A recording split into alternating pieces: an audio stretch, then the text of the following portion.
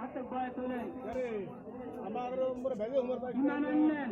লোক নাই উনি মুশরিক ছিলেন ইমান আনলেন 40 বছর আমাদের কাছে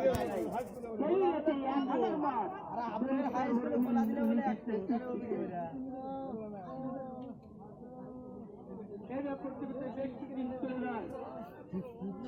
দেওয়ার পরে 40 বছর আল্লাহ আমি সন্তানের বাবা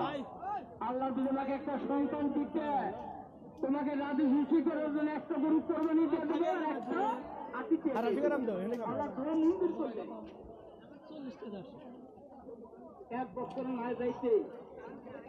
বোরহানুদ্দিনের আল্লাহ একটা সন্তান দিলেন। এই ছেলের যখন 9.5 মাস বয়স রাধা গৌরগঞ্জের সময়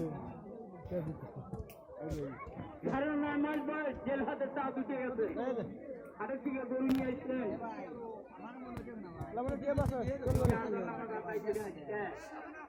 একটা গরু আল্লাহ কোরবানি দিলেন একটা আঁকিতে দিয়ে দিলেন বস্তু কোথা বসা প্রত্যেকে একটা আঁকাইছে এক পিছিয়ে বস্তু নিয়ে রাধা গৌরগঞ্জ রাম মন্দির মধ্যে পিছিয়ে ছড়ায় সকালবেলা রাম পাশে তো তাদেরকে কিসের মাংস এনেকে মাংস মনে হয় এত মোটা ঠান্ডা লাল কষ্ট করছি হারা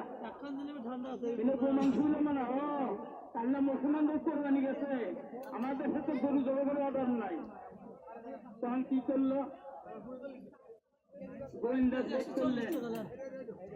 আজকে যদি আবহাওয়ার বাড়ি যদি গরু বুঝতে পারবে উত্তরে বাতাস হলে দক্ষিণ মধ্যে গেলে সেবা দেবে না ওইরকম গোয়েন্দা যা বললে রাজামশাই সম্মান পাওয়া দেখে এই দেশে যেন আবদ মানুষ 40 বছর খরচ হলো তাহাতে তো আমাদের টাকা চায় নাই গেলি রেখে আর নবী প্রতি 1000 বার গরুর দরবারে তাই নাকি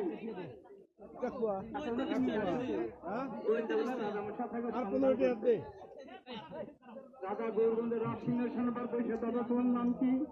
আমার নাম হলো বোরহানুদ্দিন। বাবা মুসলমান কথা যাবেন না বাবা তুমি বলে গরু কোরবানি করছো হ্যাঁ আমি গরু কোরবানি করছি তোর নিয়েতে করছিলেন আমি আল্লাহকে বলছিলাম আল্লাহ আমি নিঃসন্তানের বাবা আল্লাহ যদি একটা সন্তান দিকে তোমাকে রাজস্ব করার জন্য একটা গরু কোরবানি দেবো আর একটা আতিথ্য দিয়ে দেবো তাই নাকি ছেলের বয়স কত 9.5 মাস বয়স আপনার বাচ্চাটা নিয়ে আসে না আমি কিছু উপহার দেবো উপহারের প্রয়োজন নাই নিয়ে আসো আমি একটু আশীর্বাদ করে দেবো